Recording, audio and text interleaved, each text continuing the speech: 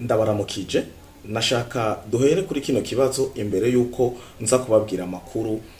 agenda atandukanye amakuru ya FDLR aho bari biteze ko umwe mu bagirizwa FDLR akaba no mu boss akaba no mu manager akaba yasizemo uburyo agashanga ibigwanisho akongera ngo agakora icaha cyo kwica abitwa ko arabatutsi ari hakurya ya Kanyaru mu gihugu cy'u Rwanda. Bari biteze ko ashikanwa mu gihugu cy'u Rwanda bikarangira amakungu cane cane abacamanza mpuza makungu bavuze ati ntibikunda uno muntu ntataha mu Rwanda. Reka tubanze duhere kuri no sanamu iyi sanamu muyiravye mbace baza abanyarwanda ubushize nako ikiganiro ndabagaragariza ko batunzwe n'ibinyoma cyane cyane ba Olivier Nduhungirehe Paul Kagame n'abakikuje eka n'abaseruka imitwe mikuru muri izi nkotanyi muri RDF n'abandi benshi ndaza kugira naho ndababwira ati urugamba rwa gisirikare amaze kubona umuntu yitwa ko ari umusirikare yambariye gisirikare afise inkoho ibigwanisho byose biranga umusirikare akaja ku rugamba agatangura gukwiragiza amafoto y'ibinyoma amafoto ya montage ibihimbano eka ubuteka mutwe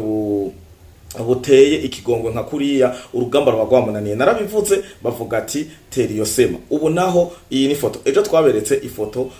bagaragaje yapostinzwe na igihe ipostingwa na AFC M23 ubwayo ipostingwa na ba Olivier Nduhungirehe n'izindi mbuga ngurukana bumenyi nababwiye zafyatuwe zacuriwe mwibohero imageregere no kwa Kabuga. Uyu Kabuga rero niwe ngomba ngaruke ko yitwa Felicien Kabuga numugwiza atunga n'umushoramari nko abanyarwanda babivuga nkoresheje ikirimi cabo hari hakurya yari umushoramari bavuga ngo twe tuvuga umukire bo bavuga umuhegwe yari mu boss cyane n'ubu akaba yari yitezwe ko ku munsi uno munsi ashikirizwa igihugu cy'u Rwanda ariko sentare ikaba yaraye ibisutsemo amazi ivuze ati ntazopfa yaraje uyu si umuntu wo kuza kumarira iminsi yiwe mu Rwanda d'abord nta buvuzi buteye imbere mufise eka n'ibindi reka kugira sinirwe ndinjira cyane muri dossier canke ubusesanguzi mbanze tuvugane kuri no foto. Iyi foto mubona hatangura ni urabona ko ari bigwanisho bigaragara ko ari nka drone n'ibindi byinshi biri ahantu ku isi ni imbere y'inzu ku isi ku butaka ahandi naho montage bagize iri mwishamba ni vya bindi mwabonye ejo bafashe drone yasambukiye Armenia mu 2020 haciye imyaka 4 barayizana barayigira zoom barayikwegura bacavuga ngo niyo barashe bakoroye hari mu burasirazuba bwa Kongo. Tukiyumvira none kugira baze kuri ino strategie y'ibinyoma kugira umuntu kuza kuri strategie y'ibinyoma nka Jeff Le Patriote nize inkotanyi nkamenya izarizo naho basumba naho ibi by'inkotanyi byatanguye kumbure ntaraca ubwenge bwinshi cyane canke ntaruguruka mu mutwe. Nagomba nibarize abanyarwanda canke n'abarundi eka nundi wese yagize amahirwe yo kumva ururimi rw'ikirundi tubatse kino kibazo giti none nimba mugeze ku rwego rwo kuza murafonda amafoto mwaratangwe muratanga amakuru atariyo mwafasha murahafata mu masaha murasubira tubivuguruje nta preuve zari zihari mwaravuga nimutane ibyo wanyu nimugira ukuntu muvuga ko mwe mwafashe mwagize iki twafashe Goma twafashe Bukavu. Ubu rero aho bigeze muravuga tukavugurutsa mukavuga tukavugurutsa nkavuga ati aba bantu bo mu nkotanyi aba bantu bahakurya Kanyaru sinovuga abanyarwanda kuko ari umuco w'abanyarwanda baciye ubwenge ari nabo kenshi uzobona no mu makomantere baza bakavuga ati ivyo uvuze nivyo ivyo uvuze hari ico tubizi ko uko n'ukuri abandi uzamva baza batukana sinzuku narababwiye umwe narigeze kuvuga izina rimwe rikunda kuza mu makomantere ariko ico gutangaza nuko iyo mvuze iby'igihugu cy'u Burundi aza komanta positivement iyo mvuze igihugu cy'u Rwanda aza akomindura rero ni babandi bameze nka babagore bisiga makeup imvura iguye canke wamubona atagase mu ijoro kumutaga mugahura ari gifyiti rero nuko abanyarwanda niko babayeho ariko tukibaza kubera ko umuntu ashoye kubesha akiri umusore ndatangura hano mu nkotanyi gute mushoye gutangura kubesha mukira abasore mukababa yabaga mukagira mu myaka yo kubaka n'ibindi gushaka abagore cyangwa mugashaka abagabo abandi mukubaka mukajejwa n'amabanga abandi mukiga mukaronka na za doctora mukaronka ama PhD mukaba kuri ibihugu mukabashikiranganje mukabashinga amateka mukaba abasirikare mukaba general aba officier n'abasuzo officier ariko imbuto yo kubeshika bagumamwe mwarakuze canke n'ikibiribiri caduze ariko ubwonko buguma ari buto mu giswahili barasema finyu akili imebaki ni finyu. Mwarakutse ikibiribiri, ubwonko buguma ari bwa bundi bwo mu bana bwo gukina amabiye, bwo kubesha, bwo kugira iki. Ibi nivyo bintu biteye sinzi ni ibintu bigaragaza ko ari urugamba rwabananiye kabisa. Ibi ndabivuga kandi ndabifitiye ibihamya, ndanavyerekana ni ibinyene bigaragara, kuko uri ku rugamba wambaye inkoho ntushoboye kuzurira ngo baratugose, ngo baradukikuje, mukaja no kumbuga ngurukana bumenye mukavuga ati ngo igisirikare cy'u Burundi caradukikuje, caratugose, ngo caratwugaranye. Carakugaranye ufise inkoho rasa, mwagiye kuyuba mu birasa amashaza. Njo tarabwira ati byose ni strategie mensonge, ni ibintu by'ibinyoma kugira murabe ko mwoba murahemana kabiri. Imbere yuko reka tuje kwa Kabuga yitwa Felicien Kabuga. Uyu yagirizwa na leta ya Paul Kagame, izi nkotanyi RDF muri rusangi zimwagiriza ko yagize uruhara runini, aho bamwita main character, ko yoba ari we hanini yafinashije ku buryo ndabibutse ko genocide yo mu Rwanda mu 1994 bavuga ko yari nk'imipanga, nkaca mvuga none ko Kabuga muvuga ari we yafinashije uburyo, niwe yaguze iyo mipanga iva mu Bushinwa kuri ajya amatoni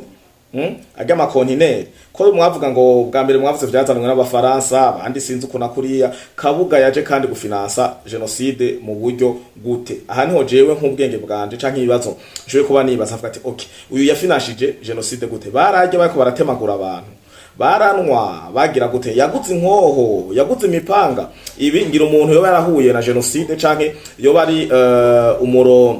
umucikacumu wa genocide ashoboye kuza akatubwira vyagenze gute kugira Kabuga yagirizwe gufinansa genocide mu 1994. Kabuga kuba yarishe arakuze, kandi kuba mwovuga ngo yarishe yarakoze genocide paske atari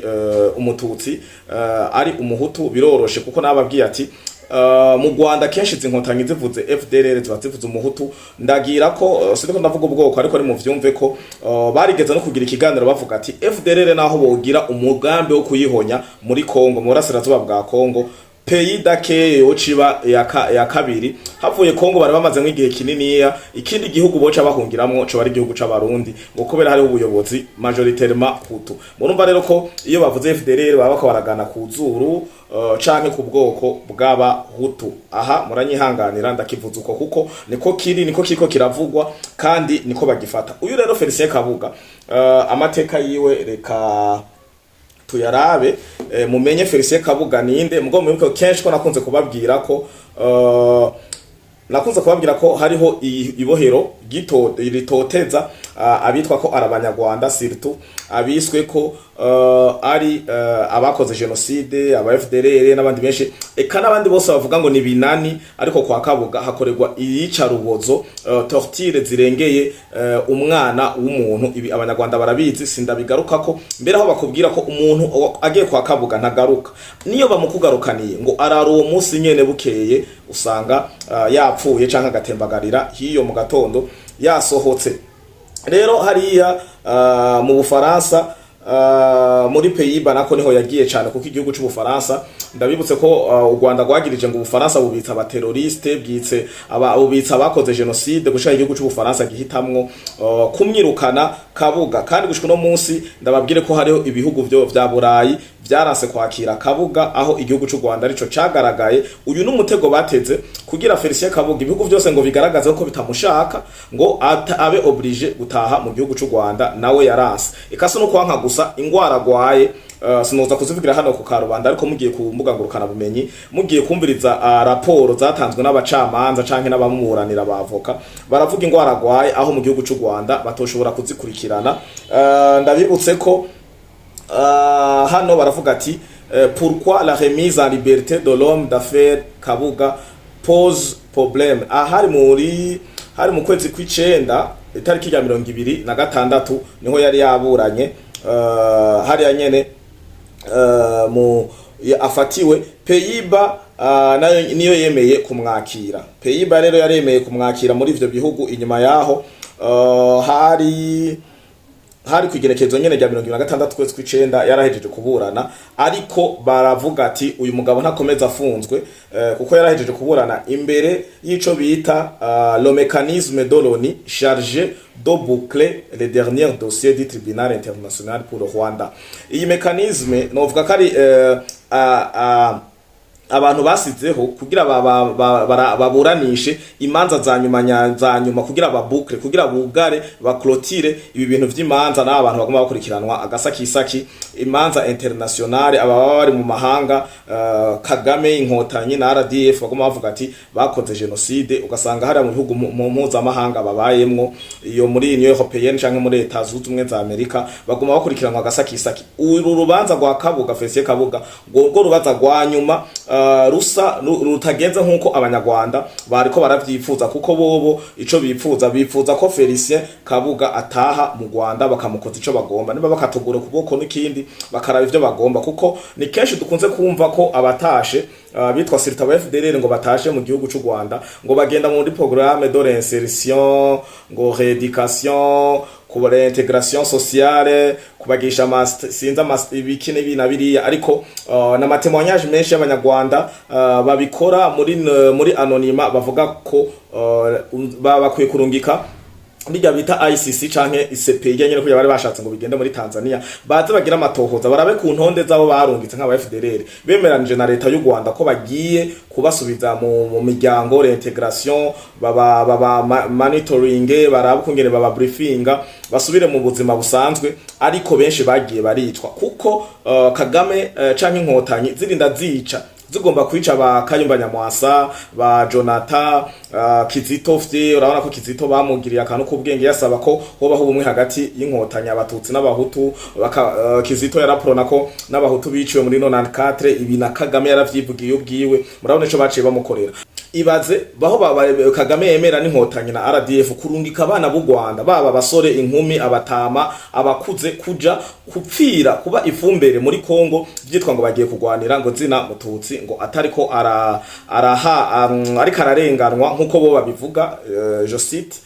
nanuku uko babivuga bobo ngo bagiye muri Kongo kugwanira izina mututsi ariko arako agateka canke iteka ryo kwitwa umukongomani kubera ngo ari umurwandofone ucumugira rero wewe baragutahanye haje par exemple jewe barantahanye mu Rwanda bazi neza ko mfise amaraso y'izina mututsi babiri canke batatu nishe neza ucumugira ko boza kukubwira ngo ngoza kubabwira ngo bagiye kukudepansa ko ngo amafaranga ngo ya reintegration ngo bakuvuze ngo nibindi vyinshi ngo amaformation ngo usubire muri societe nibikunda ahubwo ICC nigende mu Rwanda gutohoza ko abo babaha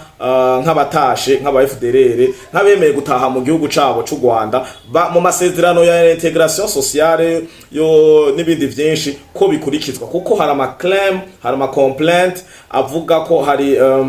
amaboro gavuga ati abana babo n'abagabo babo bopfuma baguma hiyo aho kubaza n'abahenda ngo bagiye gusubizwa mu miryango nyarwanda kumbe baje kwicwa ahubwo baba expose baba basize ku isahani kuri plateau hanyuma inkotanyi zikabakoza ico zigomba Felicien Kabuga est toujours détenu arahaye aha hari ico gihe niho bariko baragira iyo débat diagnostique umve rero ivyo bamutoye bavuze ko yari diagnostiqué inapte à être jugé ibaza umuntu agwaye Felicien Kabuga na Rwanda babwire ko agira mu gasheze rurante gushika no munsi ingwara agwaye ntizimwemerera no guhaguruka no kumva ntiyumva neza baramwambika n'amayekutera utuntu bamushiramo mu matwi kugira yumve urumva abazungu baravuze ati twaraguhaye benshi ariko uzabashika kwisimbo ry'inuma uyu ntibikunda ko tumuguhereza aragwaye cyane eka naho tobagwaye cyane kumbure barabonye objectif y'inkotanyi barabonye objectif ya Paul Kagame n'abamuzungurutse bavuga ati oya kabisa uyu rero ex homme d'affaires nonagénaire doit être remis en liberté uyu baciye bamushira en liberté Pays-Bas niyo yaciye mwakira uyu Felicien Kabuga rero numwe mu bantu bari bitezwe cyane mu gihugu cy'u Rwanda aho ugenda kubona ku mbuga ngurukana bumenyi nyinshi zo Rwanda haba mu diplomate haba mu bandi bayobozi bagenda batandukanye eka haba no kuri za mbuga ngurukana bumenyi zacuzwe zongera finance na Paul Kagame na leta yiwe y'inkotanyi bafise akababaro kenshi ngo bandika bavuga ngo umubabaro canke akababaro kenshi gatashe mu gihugu cy'u Rwanda aho ngo umwicanyi katwa yagirizwa genocide no gushora mari gushiramwe amafaranga muri genocide y'igihumbi 1994 vya birangiye atarungitswe mu Rwanda aba bazungu ngo nuko basubirako n'ibindi byinshi nyene imyidogo muca yumva umunyarwanda yariteze kugabura bari biteze gukura kamaboko ugutwi akuguru ijisho umushatsi n'ibindi byinshi bikarangira batamuhawe uwo muntu n'umubabaro mwinshi cyane aho decision ivuga ati La justice internationale refuse de transférer au Rwanda l'homme d'affaires Félicien Kabuga accusé de génocide. Ngo ati ubucamanza mpuzamahanga bwase gutanga cyangwa kurungika umunyarwanda azwi nk'umugwizatunga wa mbere umuhegwe nk'uko abanyarwanda babivuga, yitwa Félicien Kabuga yagirizwa genocide. Wagizwa genocide ubu vyumva ko ubazwa ivyabaye mu 1994. Musi aravuga ati Félicien Kabuga ne sera pas renvoyé au Rwanda. Point. Félicien Kabuga ntazorungikwa mu Rwanda. Les juges du mécanisme chargé de boucler les derniers dossiers du tribunal international pour le Rwanda ont tranché. Hari bimwe nako ndabwira ati ko hariho mechanisme, hari abantu akagwi canke chambre canke komite yashizweho kugira yige ivyimanza imarire ihohoshe izimanza z'abagirizwa genocide bari mu bihugu mpuzamakungu. Niho bumva basizeho mechanisme chargé de boucler des derniers dossiers za nyuma na nyuma, arizo zirimwe ibicocoro, ababitwa ngo n'ababosi, abitwa ngo n'abakire, abitwa ngo n'abasirikara, abakoloneli n'abandi benshi bari bagirizwa kuko baragirizwa nta preuve iba ihari. Les derniers dossiers du tribunal international pour le Rwanda ont tranché vendredi 14 novembre. Ejo niho baciye ugo rubanza, bari biteze ko Kabuga arungikwa uno musi tariki 15 z'ukwezi kwa 11 uyu mwaka turimwo, aho decision yabaye tranché ejo itariki 14. L'octogénaire est trop faible pour pouvoir voyager. 1. Kabuga Félicien aragwaye cyane, ni ndemba amagara ntamworohereza, ukungena merewe ntashoboye kuvoyaja ngo aje mu Rwanda. Accusé pour le génocide des Tutsis en 1994, 1994, l'ex-homme d'affaires souffre, ngoma ndababwire revyo bavuga asufra, de démence et son procès a été suspendu en septembre 2023. Bari barahagaritse kuguma bamukurikiranaho kubera yaragwaye izo ngwara nababwiye. Mu 2023 niho bari barakotiye kwa nkaguma bamuburabuza ko ntameze neza mu mutwe, mu matwi n'ibindi byinshi bindi bako baravuga agwaye ntoza kuvugira hano ni vie privée yiwe. Ariko naganda babwira ati depuis ico gihe l'ONU cherche un pays d'accueil. Niya handi nako nababwira ko ibihugu vyinshi surtout vya Burayi byari vyaranse kumwakira, ariko Pays-Bas nababwiye yo yarateza amaboko kuko de toute façon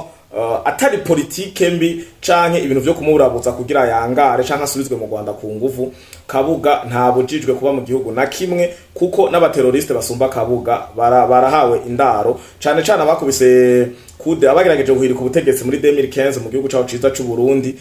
Hariho ba Godefroid Niyombare, ba Pacifique, ba Alexis, ba Innocent Muhozi, ba Antoine, ba Keti n'abandi benshi, abakoloneli baba mu gisirikare, aba mu gipolisi, aba peti bahenzwe bagiye mu kiryoha mu kivunga hakumwe Samia yari karavuga. Aba bose babitswe mu gihugu cy'u Rwanda. Rero nico gituma nama mvuga ati burya igihugu cacu ciza, izi ndongozi zacu naho bazibeshera ni ndongozi z'amahoro, kuko yaba ari ndongozi mutakafuje nkuko bama babivuga zirondera urwanko canke ziba zishaka ibintu vy'intambara. Sinibaza ko tutoba turafata kula ama justice internationale, ama CPI n'ibindi vyinshi kugira baburanye kandi barabe ko hogarukanwa ku nguvu canke ku mategeko ababitwa ko bakoze genocide, bakoze murambabarira imigumuko igana ku gukura bakoze coup d'etat ya 2015 hano mu gihugu cyacu cy'u Burundi irabapfubana. Rero aya niyo makuru canke ubusesanguzi nari nateguye ko turabira hamwe, ariko nongera ndabamenyesha ko mu gukrotira ko idoha basinye ivyo bita accord cadre. Accord cadre mu Kirundi si mvugo ngeno bikubwira, ariko ngira okay, accord cadre ngeno bivuro ngerageza kubisigura n'amategeko canke n'amasezerano